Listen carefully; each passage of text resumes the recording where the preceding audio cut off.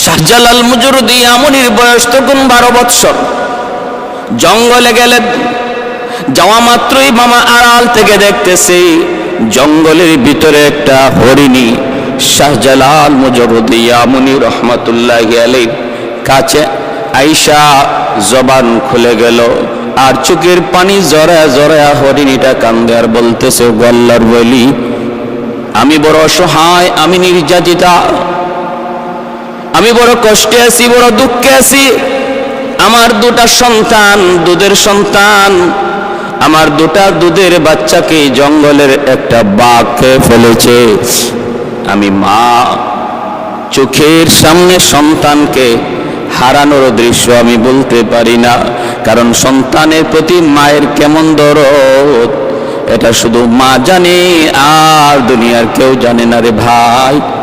অতএব সন্তানের প্রতি মায়ের দরদ শুধু একমাত্র মা জানে, আর কেউ জানে না।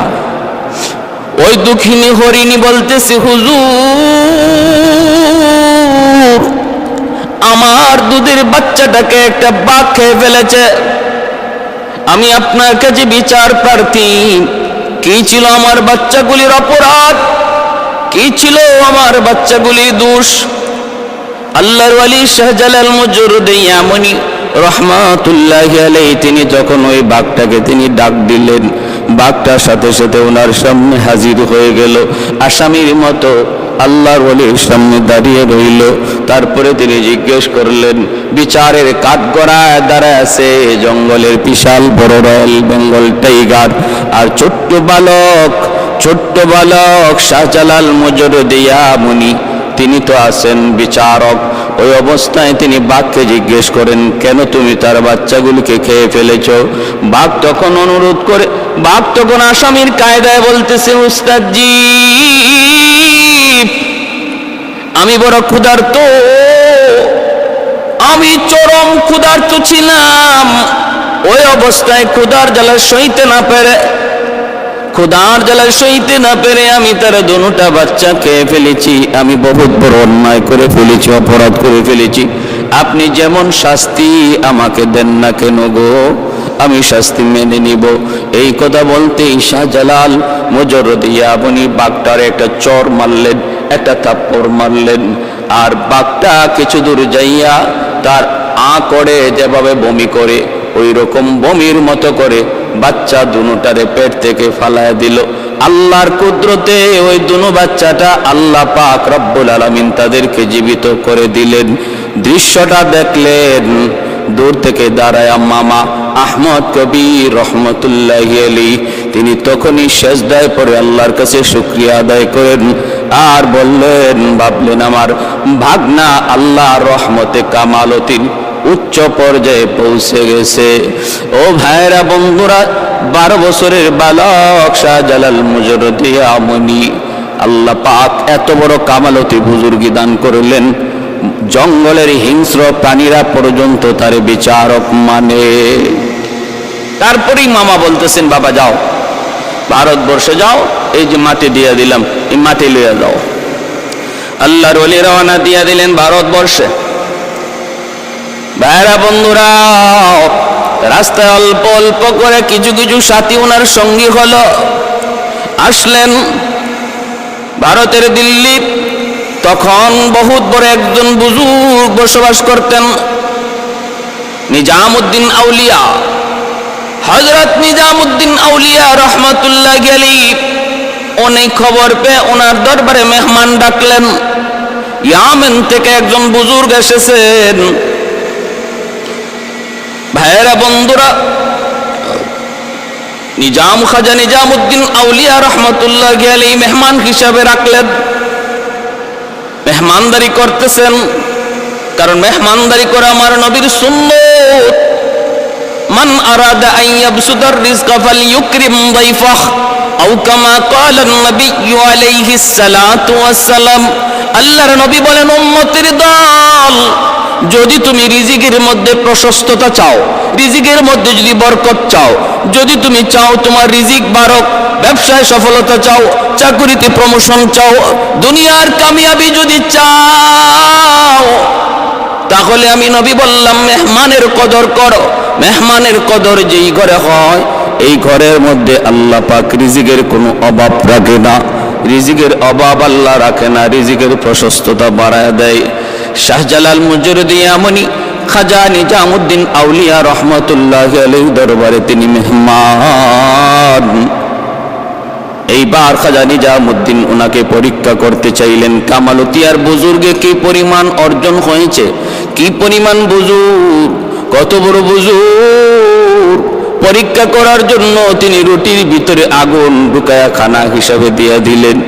আর তিনি ভাবলেন যদি আল্লাহর ওলি হয়, যদি বুজুর্গি আর কামালতি তার হাসিল হয়ে থাকে, আল্লাহর ওলিরা বিসমিল্লাহ বলে যদি রুটি খায়, ওই খানা যদি বিষও থাকে আগুনও থাকে, সেই আগুনকে আল্লাহ পানি বানায় দেয়। শাহজালাল মুজরিদি আমনি রহমতুল্লাহি আলাইহি কাশফের মাধ্যমে তিনি বুঝতে পেরেছেন এই রুটির ভিতরে আগুন। তিনি বিসমিল্লাহ বলে তিনি রুটি খেয়ে ফেললেন, আগুন সহ খেয়ে ফেললেন। নিজামুদ্দিন আউলিয়া তিনি দেখলেন যেইকেই তার বুঝ হয়ে গেছে এই বালক সাধারণ কোনো বালক নয়, যুবক সাধারণ কোনো যুবক নয়, সে আল্লাহর দরবারে তার বুজুর্গি আর কামালতি বহুত উঁচু। मैं तालिब मौला को मेरे यश्क निराला,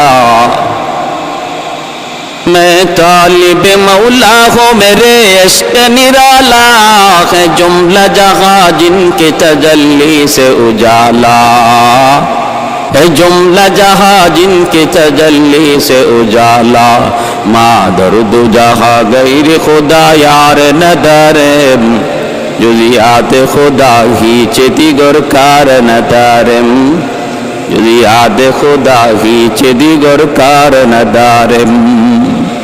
এখান থেকে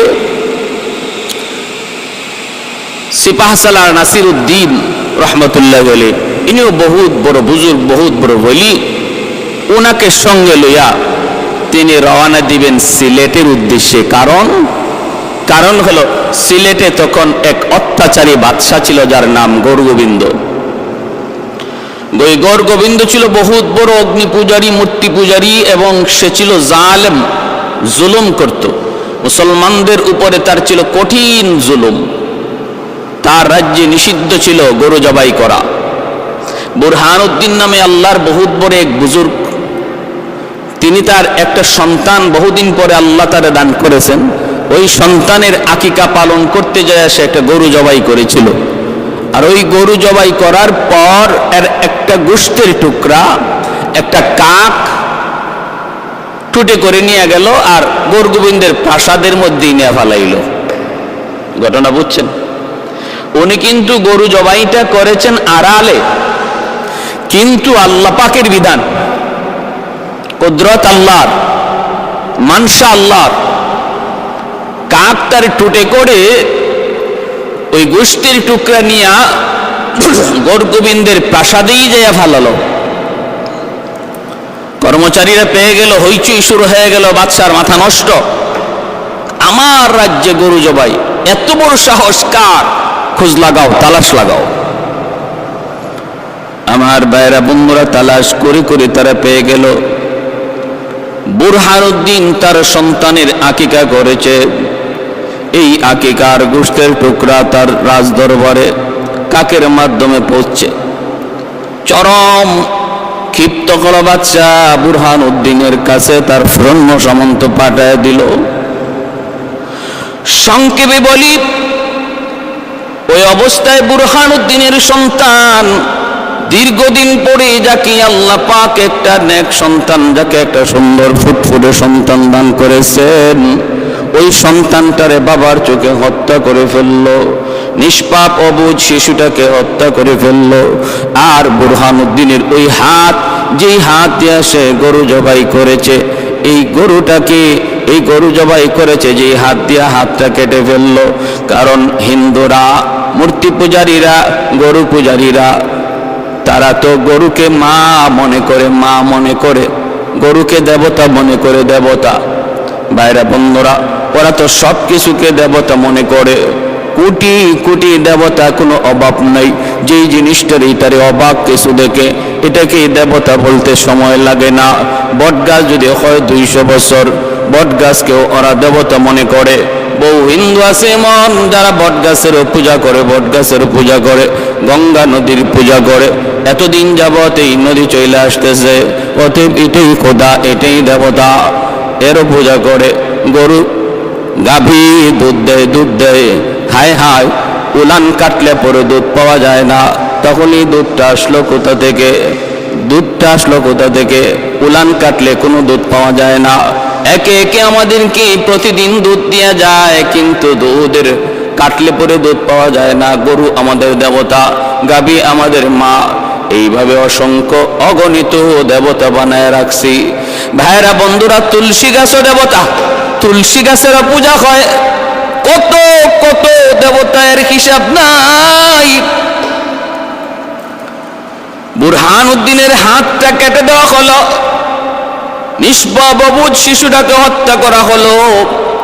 আর বুরহানুদ্দিন তখন নিজের কাটা হাতটা লইয়া চোখের পানিটা মুইসা কোথায় বিচার দায়ের করবে গো?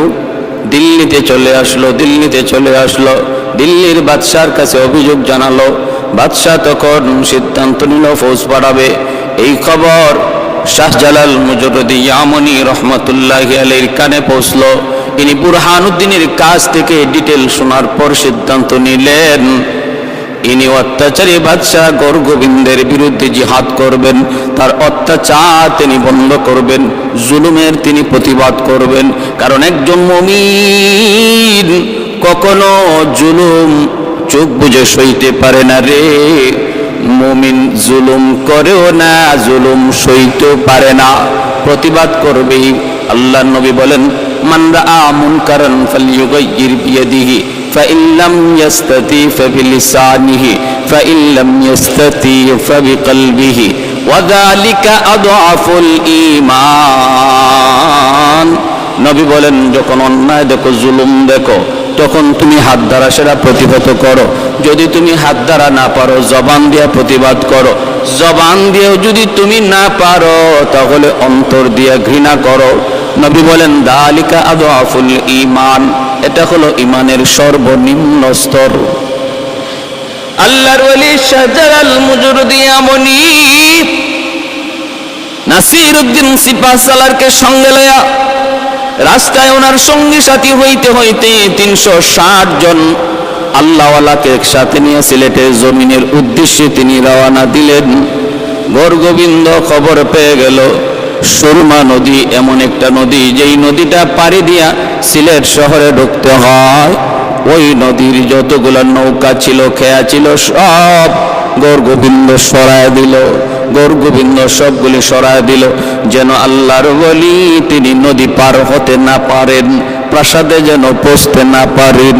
বলুন তো দেখি আপনারা, যদি আল্লাহ চায় তাহলে নৌকা লাগবে নাকি? আল্লাহর কুদরত যেখানে পৌঁছে যায়, মানুষের বিবেক তখন হারিয়ে যায়, চিন্তা ফিকির ধ্যান ধারণা বাস্তবতা তখন বিদায় নেয়। আল্লাহর কুদরত যখন হাজির হয়ে যায়, কাদিরে কুদরত দারি বরকামাল, কাদিরে কুদরত দারি বরকামাল, আনতা রব্বি আনতা হাসবি যুল জালাল, আনতা রব্বি আনতা হাসবি যুল জালাল। আল্লাহর ওলি সুরমা নদীর কিনারায় গেলেন, যাইয়েই তিনি আদেশ দিলেন। এইদিকে নিজামুদ্দিন আউলিয়া রহমতুল্লাহ আলাইহি তিনি যখন ওনার পরীক্ষায় শাহজালাল মুজরদি ইয়ামনি বুজুর্গি আর কারামতির লাইনে পাশ করলেন, তখন তিনি খুশি হইয়া সিলেটের উদ্দেশ্যে পাঠালেন। আর ওনাকে হাদিয়া স্বরূপ এক জোড়া ওই জালালি কবুতর হাদিয়া দিয়েছিলেন। সেখান থেকেই জালালি কবুতর শাহজালাল মুজরদি ইয়ামনি রহমতুল্লাহ আলাইহির সাথে সিলেটে আসে। ছাই কালারের রাং, তো নাম তখন জালালি কবুতর ছিল না, ছাই কালারের এক জোড়া কবুতর হাদিয়া দিছেন। আর যেহেতু শাহজালাল রহমতুল্লাহ আলাইহির সাথে সিলেটে এই এক জোড়া কবুতর এসেছে, এজন্য এই কবুতরের নাম হয়ে গেছে জালালি কবুতর। নদীর কিনারায় পৌঁছে দেখেন ব্যবস্থা নাই, নদী পার হবেন কেমন করে, ব্যবস্থা নাই। আল্লাহর ওলি আল্লাহর কাছে সাহায্য চাইলেন, মালিক কিভাবে পার হব জানি না, ব্যবস্থা তোমার, আমার চেষ্টা, আমার ইরাদা। আয় আল্লাহ, নদী পার হতে চাই, কেমন করে পার করবা জানি না মাওলা। আল্লাহ পাক রব্বুল আলামিনের কাছে যখন দোয়া করতে লাগলেন, আল্লাহর ওলিরা চাইতে দেরি, দোয়া কবুল হতে দেরি হয় না। তিনি তো একজন মুস্তাজাবুদ দাওয়া ছিলেন, যার হাত উঠাইতে দেরি হয়, কবুল হতে দেরি হয় না। আল্লাহর ওলি শাহজালাল মুজরিদে ইয়ামুনি হাত বাড়ালেন, আল্লাহ দোয়া কবুল করলেন। মালিক জানায় দিলেন, অন্তরে ইলহাম করলেন, বন্ধু আমার, তুমি এইবার তোমার যায় নামাজটা নদীতে বিছায় দাও। যারা আল্লাহর ওলি তারা সবাই আল্লাহর বন্ধু। ওলি শব্দের অর্থই হলো বন্ধু, ওলি শব্দের অর্থই হলো বন্ধু, এর বহু বচন হলো আউলিয়া। তাদের প্রসঙ্গে আল্লাহ পাক কোরআনে বলেছেন, আলা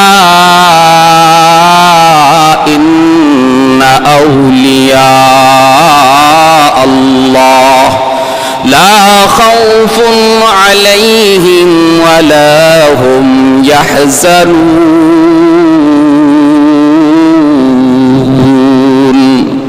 আল্লাহ পাক বলেন, যারা আমি আল্লাহর ওলি তাদের কোনো ভয় নাই, কোনো চিন্তা নাই, তাদের কোনো ভয় নাই, তাদের কোনো চিন্তা নাই।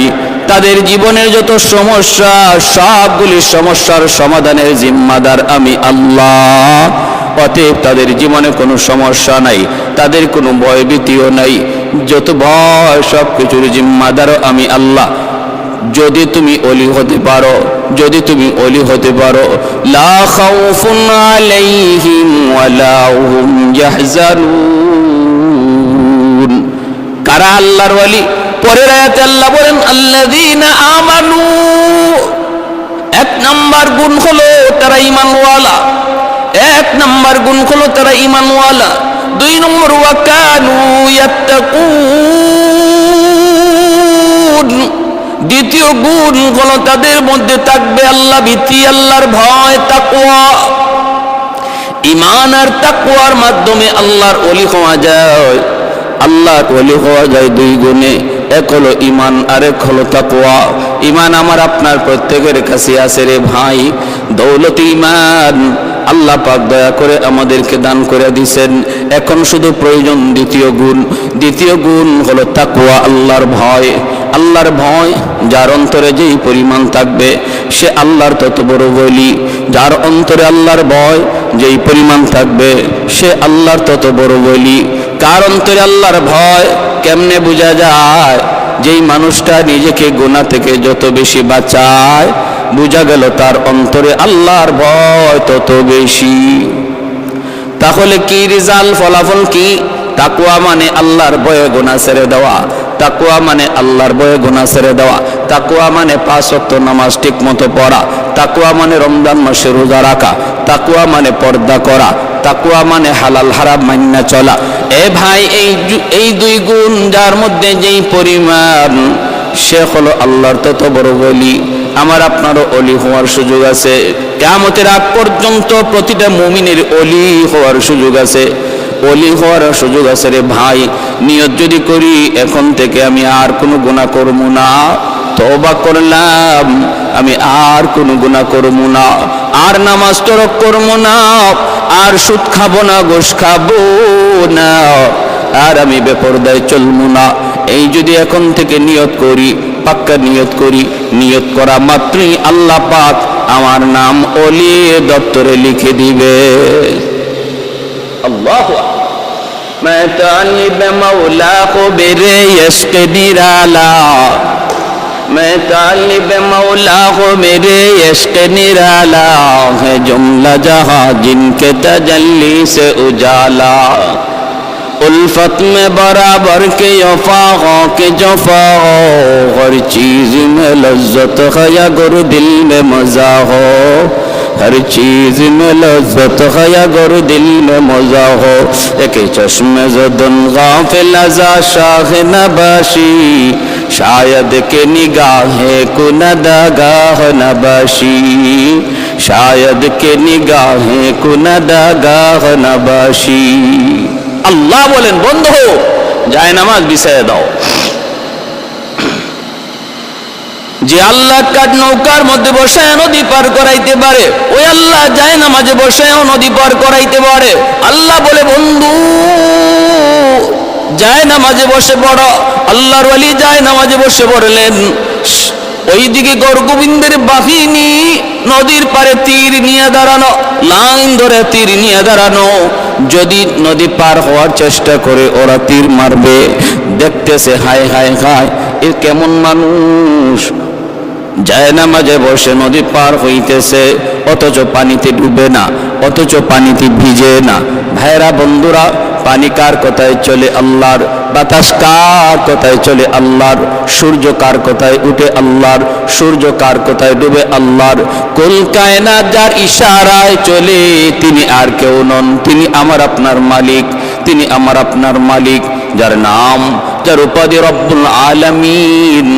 আল্লাহ পাকের নির্দেশ, এরে সুরমা নদীর পানি, সাবধান, আমার বলিকে তুই ডুবাবি না, সামান্যতম বেয়াদবি করবি না। আমি আল্লাহর হুকুমে যদি তুমি চলো, তাহলে আমার বন্ধুকে সসম্মানে নদী পার করা দাও। ভাইরা, আল্লাহর হুকুমে পানি শক্ত হয়ে গেল। যেমন ভাবে মূসা কালিমুল্লাহ নীল দরিয়া যখন পার হন, আল্লাহ বলে, এরে নীল দরিয়ার পানি বল, কার হুকুমে চলো? আল্লাহ তোমার হুকুমে। তাহলে আমার বন্ধু মূসা, এখন তোমার বুকের উপর দিয়া পার হয়ে যাবে। যেইভাবে আসো আলোক হয়ে রাস্তা করে দাও, রাস্তা। দরিয়ার পানিগুলা ভিন্ন হয়ে রাস্তা করে দেয়। পানি জমাট বেঁধে গেল, মাঝখান দিয়া একটা দুইটা নয় 12টা রাস্তা হয়ে গেল। কারণ বনি ইসরাইলের মধ্যে ছিল 12টা গোত্র, প্রতিটা গোত্রের জন্য একটা করে ভিন্ন ভিন্ন রাস্তা তৈরি হয়ে গেল। ফেরাউন যখন মাঝখানে গেল, রেডিমেড রাস্তা দেখে যখন ফেরাউন নিজেও পার হতে যায়, মাঝামাঝি যাওয়া মাত্র আল্লাহ কয়, পানিরে তুই আগের মতো হয়ে যা। হুকুম পাওয়া মাত্রই পানি আগের মতো হয়ে গেল। তাহলে আমরা বুঝলাম কি, পানি কার কথায় চলে? বলে আল্লাহর কথায় চলে। বাতাস কার কথায় চলে? আল্লাহর কথায় চলে। সব কিছু আল্লাহর হুকুমে চলে, আল্লাহর হুকুমে চলে। এ ভাই, সুরমা নদীর পানি বন্ধ হয়ে গেল, সুরমা নদীর পানি শক্ত হয়ে গেল, পানি আর পানি নাই। ওই অবস্থায় তিনি যায় নামাজে বৈশা তিনি নদী পার হয়ে গেলেন। হয়ে যাচ্ছেন ওই নদীর কিনারা থেকে, তখন সৈন্যরা, দুশ্মনেরা তীর মারতে লাগলো, বৃষ্টির মতো তীর। তিনি তো আল্লাহর কাছে সাহায্য চান। তীরগুলো আল্লাহ পাক রব্বুল আলামিনের হুকুমে যেই পথ দিয়ে আসার কথা, যেই দিকে তীর যাওয়ার কথা, উল্টা ব্যাক করতে লাগলো। তীর ছাড়লো আল্লাহর ওলির দিকে লক্ষ্য করে, কিন্তু আল্লাহর কুদরত বোঝা বড় দায়। তীর উল্টা ঘুরে গেল। গুইনে গুইরে যে তীর ছাড়লো, সেই তীর যে তার শরীরে লাগলো, সেই খতম হয়ে গেল, সেই খতম হয়ে গেল। উপর থেকে বড় বড় পাথর ছাড়লো দুশ্মনরা, পাথর যেন পাথরের চাপায় পড়ে তিনি মারা যান। ওই পাথর গড়ে গড়ে যখন ওনার কাছে আসলো, তিনি আবার বলতেছেন, শাহজালাল মুজদ্দিদ মুনি বলেন, শিলহাট। সিলেট শব্দটার মূল হলো শিলহাট। শিল শব্দের অর্থ হলো পাথর, হাট শব্দের অর্থ সরে যা। যখন তিনি পাথরকে বলতেছেন শিলহাট, পাথর সরে যা, তখন এই পাথর যেই দিক দিয়ে আসছিল ওই দিকে উল্টা প্রচন্ড বেগে যাইতে লাগলো। যে যেখান থেকে যেই পাথর ছাড়লো, তার সৈন্যরাই ওই পাথরের আঘাতে খতম হয়ে গেল। সুবহানাল্লাহ! আল্লাহ পাকের কুদরত কত বড়, আল্লাহ পাক কত বড় মহান। আল্লাহ যা চায় জান তা হয়, মানুষ যা চায় তা হয় না। আল্লাহ যা দেখেন মানুষ তা দেখে না, আল্লাহ যা পারেন মানুষ তা পারে না। এর নাম হলো ঈমান। ওই পাথরের আঘাতেও সৈন্য মরল, তীরের আঘাতেও সৈন্য মরল। আল্লাহর ওলি শাহজালাল মুজদ্দিদ মুনি রহমতুল্লাহি আলাইহি তিনি সুরমা নদী পার হয়ে গেলেন। এইভাবে আমার ভাইরা, আল্লাহ পাক বলে কাযালিকা নুনজিল মুমিনিন, এইভাবে আমি আমার ওলি আল্লাহদেরকে, নবী পয়গম্বরদেরকে যেইভাবে বিপদ আপদে মুক্তি দেই, আমি আমার মুমিন বান্দাদেরকেও বিপদের সময় মুক্তি দেই, যদি সে খাঁটি মুমিন হয়। আমরা যদি খাঁটি মুমিন হতে পারি, আল্লাহ সাহায্য এখন যে বন্ধ তা না, আল্লাহর সাহায্য অনন্তকাল জারি থাকবে মুমিনের জন্য। শর্ত শুধু খাঁটি মুমিন হয়ে যাও, শর্ত শুধু খাঁটি মুমিন হয়ে যাও। হাতে থাকবে আমার দুনিয়ার কাজ, দিলে থাকবেন আল্লাহ, হাতে থাকবে দুনিয়ার ব্যস্ততা। দাও যায় না মাঝে বসে জুন্নুন মিসরি তিনি নদী পার হয়ে গেলেন, বিচ্ছুর পিছনে পিছনে দৌড়তেছেন। হঠাৎ করে তাকায় দেখেন হাওরের মধ্যখানে একটা গাছ, গাছের নিচে একটা যুবক আরামে ঘুমাইতেছে। ওই যুবকের মাথার পাশে একটা বিষাক্ত সাপ ফনা ধরে আছে। যে কোনো মুহূর্তে বিষাক্ত সাপের দংশন। আল্লাহর ওয়ালি ভয় পেয়ে গেলেন, সাপ দংশন করবে। তিনি দেখতেছেন ওই বিষাক্ত সাপ, যেই সাপ যুবককে দংশন করবে। বিচ্ছুটা যাই আর দেরি করলো না, বিচ্ছুটা যাইয়েই লাফ দিয়ে সাপের মাথায় বসে গেল। বৈশাই সাপটা এমন ভাবে কামড় দিল, সাথে সাথে সাপটা জায়গার মধ্যে ছটফট করে করে মরে গেল। আল্লাহর ওয়ালি তখন যুবককে ডাক দিয়ে উঠাইলেন, রে যুবক একটু বলো না এ যুবক কি কাণ্ড ঘটেছে, মাথার পাশে একটু তাকে দেখো। যুবক দেখতেছে একটা বিশাল বড় সাপ, বিষাক্ত সাপ মরে আছে। ঘটনা কি? কই ঘটনা হলো এমন, আল্লাহ পাক তোমাকে তো তার কুদরতে বাঁচায় নিছেন। কিন্তু আমি জানতে চাই রে যুবক, কি তোমার নেকামল, কি নেকামল, কোন নেকামলের উসিলায় আল্লাহ পাক তোমাকে সাপের দংশন থেকে বাঁচানোর জন্য নদীর ওই পার থেকে বিচ্ছু পাঠালেন, আর ওই বিচ্ছুটা ঈশা তোমাকে বাঁচায় নিল। এ যুবক কি ছিল তোমার নেকামল? যখন এইভাবে আল্লাহর ওলি জানতে চাইলেন, যুবক চোখের পানি জরে কান্দে আর বলতেছে, ও আল্লাহর ওলি, আমার কোনো ব্যক্তিগত নিজস্ব অথবা অতিরিক্ত কোনো নেক আমল মনে পড়ে না। আমি যে একজন বুজুর্গ, আমি যে একজন আল্লাহওয়ালা তাও আমি জানি না। আল্লাহওয়ালার কোনো কারামত, কোনো বুজুর্গই ও আমার কাছে নেই। তবে আমি যতদূর জানি আমি 5 ওয়াক্ত নামাজ ঠিক মতো পড়ি, যেখানেই থাকি সেখানেই নামাজ পড়ি। হাওরে থাকলেও আজান হলে নামাজ পড়ে নেই, হাওরে আমি আজান দিয়া নামাজ পড়ে নেই। জঙ্গলে থাকলে সেখানেও ওয়াক্ত মতো আমি নামাজ আদায় করে নেই। সকল ব্যস্ততার ভিতরে আমি আল্লাহর হুকুমকে ভুলি না। সমস্ত ব্যস্ততার ভিতরেও আমার দিলের ভিতরে আল্লাহর মহব্বত। এজন্য দুনিয়ার কোনো কর্ম, দুনিয়ার কোনো ব্যস্ততা আমাকে আল্লাহর হুকুম থেকে গাফেল করতে পারে না। এই হলো আমার দেখার মধ্যে একটা আমল। আরেকটা হলো আমি যখন ওই জায়গায় ঘুমাইতে যাই, আমি আল্লাহর কাছে দোয়া করেছিলাম, মালিক এই হাওরে আমি একটু ঘুমাবো, আমি বড় ক্লান্ত পরিশ্রান্ত, গাছের নিচে ঘুমাবো। কিন্তু কেমন করে ঘুমাই? আমার তো কোনো আপনজন আত্মীয় স্বজন কেউ নাই। আল্লাহ আমি গাছের নিচে ঘুমাবো, পাহারা দিবে কে? বিপদে পড়লে সাহায্য করবে কে? আল্লাহ তোমার কাছে আমি ভরসা করলাম, আল্লাহ তোমার উপর ভরসা করে ঘুমাইলাম, তুমি আমাকে সাহায্য কইরো।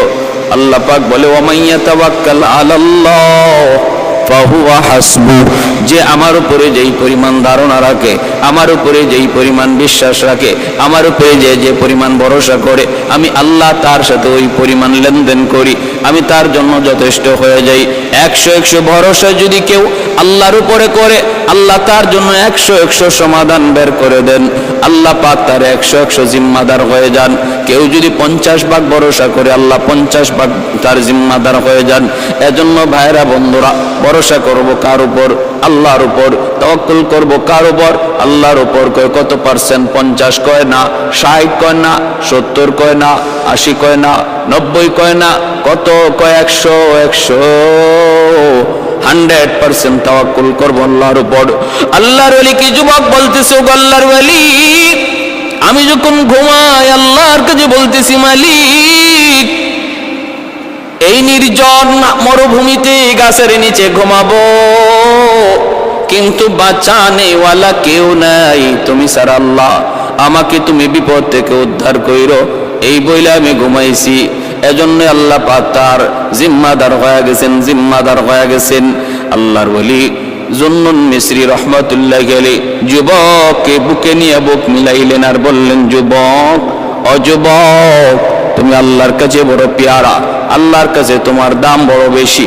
এই ভাই, এজন্য আল্লাহর ওলিদেরকে আল্লাহ পাক কুদরতি হাতে বিপদ থেকে বাঁচায়। সমস্যায় পড়লে আল্লাহ সমস্যা থেকে উদ্ধার করে। আল্লাহ নিজেই বলেছে, ওয়া কাযালিকা নুনজিল মুমিনিন,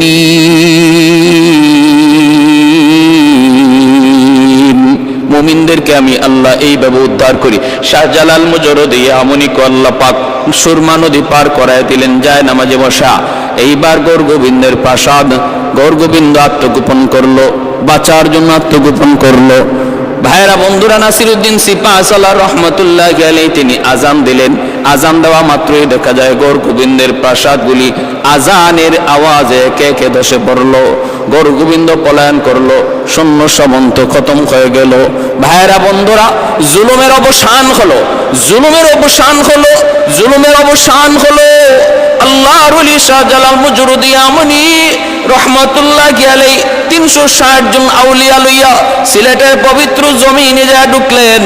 আর ওই জায়গায় যায় তিনি তার মামার দেওয়া সেই মাটি মিলায় দেখেন, মামা যেই মাটি দিয়া বলছিলেন এই মাটি যেই মাটির সাথে মিলবে সেখানে তুমি অবস্থান করবে, তিনি তাকে দেখেন সিলেটের মাটির সাথে ইয়ামেনের ওই মাটির মিল। ভাইরা, শুধু ইয়ামেনের মাটির মিল নয়, সিলেটের মাটির ব্যাপারে আরো সুসংবাদ দিয়েছেন শাইখুল ইসলাম কুতবুল আলম সৈয়দ হুসাইন আহমদ মাদানী রহমতুল্লাহি আলাইহি। তিনি সিলেটের জমিনকে বড় ভালোবাসতেন। জীবন ভোর আল্লাহর ওলি ইতিকাফ করেছেন সিলেটের জমিনে, রমজান কাটাইছেন সিলেটের জমিনে। তিনি সিলেটে প্রথম আইসেই বললেন, আমি সিলেটের মাটির সাথে মদিনার মাটির বড় মিল পাই, আমি সিলেটের মানুষের সাথে মদিনার মানুষের বড় মিল পাই। সুবহানাল্লাহ। সিলেটের মাটির সাথে, সিলেটের মানুষের সাথে মদিনার মাটির, মদিনার মানুষের মিল পাই। উক্তিকার কুতবুল আলম সৈয়দ হুসাইন আহমদ মাদানী রহমতুল্লাহি আলাইহি। আমার ভাইরা, গৌরগোবিন্দের জুলুমের অবসান হলো। শাহজালাল মুজররদি আমনি মসজিদ বানাইলেন ইবাদতের জন্য। এইবার পানি লিয়া লাগছে বড় সমস্যা। সিলেটের তখন মানুষের পানির নেওয়ার উৎস একমাত্র ছিল সুরমা নদী। এই সুরমা নদী থেকেই পানি নেওয়া হতো, পানির ব্যবস্থা ছিল, কিন্তু নদীর পানিটা ছিল ঘোলা এবং স্রোত, এজন্য এই পানি খাওয়ার উপযুক্ত ছিল না, পানি খাওয়া উপযুক্ততা ছিল না। সবাই এই আল্লাহর ওলির কাছে আবদার জানাইলো যে একটু পানির ব্যবস্থা করেন, আমাদের জন্য একটু পানির ব্যবস্থা করেন। যখন ওনার কাছে পানির আবদার জানায়, তিনি তখন একটা কুয়া খনন করতে বললেন। ঠিক আছে, সবাই মিলে একটা কুয়া খনন করো। আমার ভাইরা, একটা কুয়া খনন করতে বললেন। এই কুয়ার মধ্যে তিনি কুয়া খনন করার পর আল্লাহর কাছে দোয়া করলেন, আল্লাহ, ও মালিক, আমার যদ্দূর সাধ্য ছিল আমি কুয়া খনন করলাম, কিন্তু এই কুয়ার মধ্যে পানি আসবে কোথা থেকে সেটা আমি জানি না, তুমি জানো। আল্লাহ, তোমার কাছে আবদার, এই কুয়ার সাথে তুমি মক্কার জমজম কুয়ার সম্পর্ক তৈরি করে দাও। আল্লাহর ওলিদের দোয়া বৃথা যায় না। দোয়া করলেন, আল্লাহ, এই কুয়ার সাথে মক্কার জমজম কুয়ার সম্পর্ক তৈরি করে দাও। আল্লাহর কাছে দোয়া কবুল হয়ে গেছে। ভাইরা আমার,